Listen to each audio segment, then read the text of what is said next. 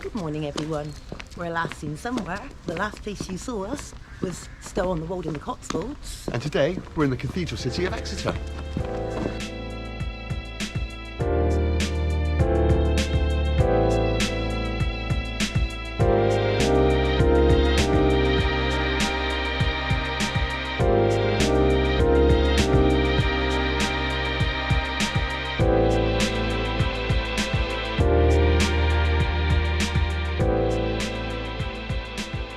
We're walking down Parliament Street, a very narrow little street in Exeter city centre. It is really narrow. Yeah, it's 45 inches wide at the widest point and it goes down to 25 inches at the narrowest point. It is starting to get really narrow now. In the old days, they used to throw their chamber pots into the street. It must have been horrific. It was so grim. But yeah, it's also claimed to be the world's narrowest street. Yeah, but one in Germany is smaller, isn't it? There's a smaller one in Germany. So it is getting so thin. It's so tiny. It is so thin. Jesus. It gets really narrow. Oh, and there's people out there. When I come out, I almost walk straight into them. Never mind. Yeah, that was a really narrow street. If you're looking to walk down Parliament Street in Exeter, it's quite hard to find actually, but it's just around the corner from the cathedral and it's situated between the Patisserie Gallery and the Greggs.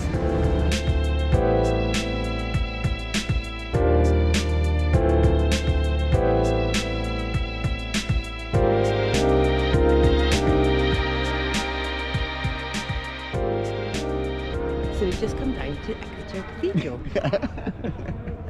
I can't say it. So we've just come down to Exeter Cathedral. Yeah, that's not easy to say, is it? No, obviously not. No, I can't anyway. But yeah, you can't come to Exeter without seeing the cathedral, obviously. Oh, no, you can't. It's a fantastic building. It really is. It's got hundreds of carved statues on the outside.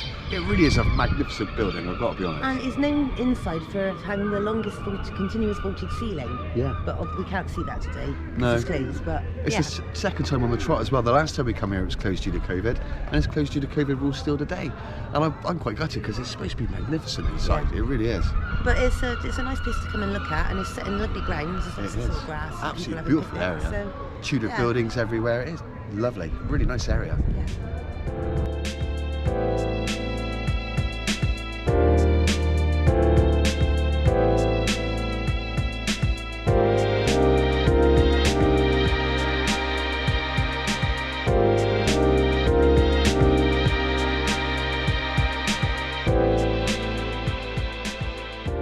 We are stood in front of the house that moved, and this house is a very interesting story. It does, yeah. Literally, they picked it up and moved it here. And they did it in the 1960s because it was going to have a road built for it, but it's got historic significance.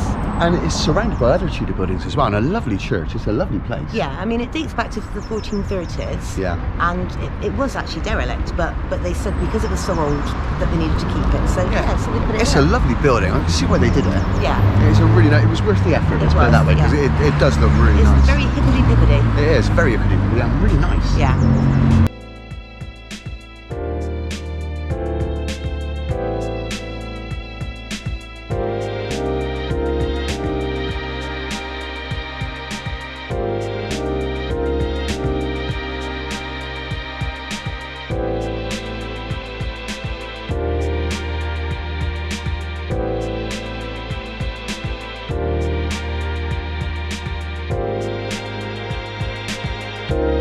So we're just walking down to Exeter Quay.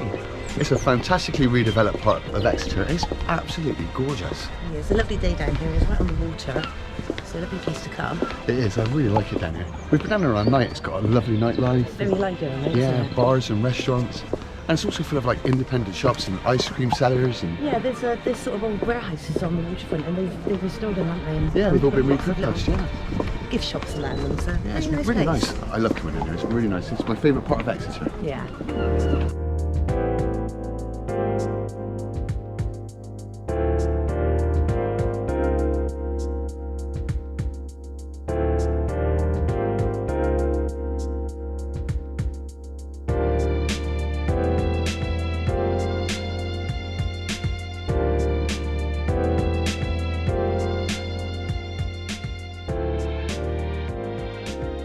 We are currently stood in the bombed out ruins of St Catherines Church and Almhouses. We are, yeah. Hitler bombed Exeter for revenge, which was a terrible thing to do. He went through the Baedeker tourist guide and actually picked cities in the United Kingdom that he could do the most damage to destroy morale more than anything. And he picked Exeter. It must have been absolutely terrifying from the people of Exeter because they had no idea they were going to be bombed. He did lots of raids for April and May 1942, I think, wasn't And it? he absolutely blitzed Exeter. And when you walk around Exeter, there's Tudor buildings right next to modern buildings, and that's literally due to the damage that was done during World War II. But what a horrific thing to have to lived through. And they had no idea the first night of the raids that they were in trouble at all. Awful.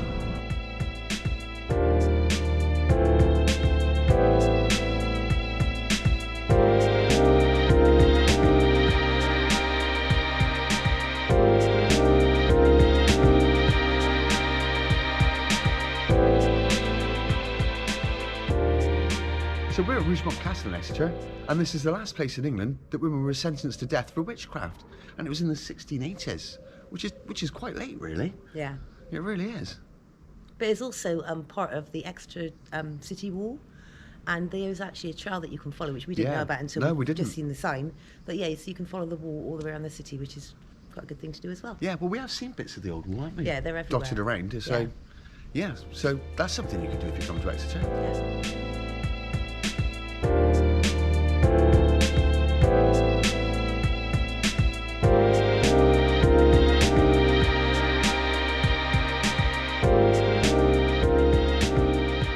So that ends our day trip to Exeter. Yeah, it's a nice day. I enjoyed myself. But Lots to see. Lovely time.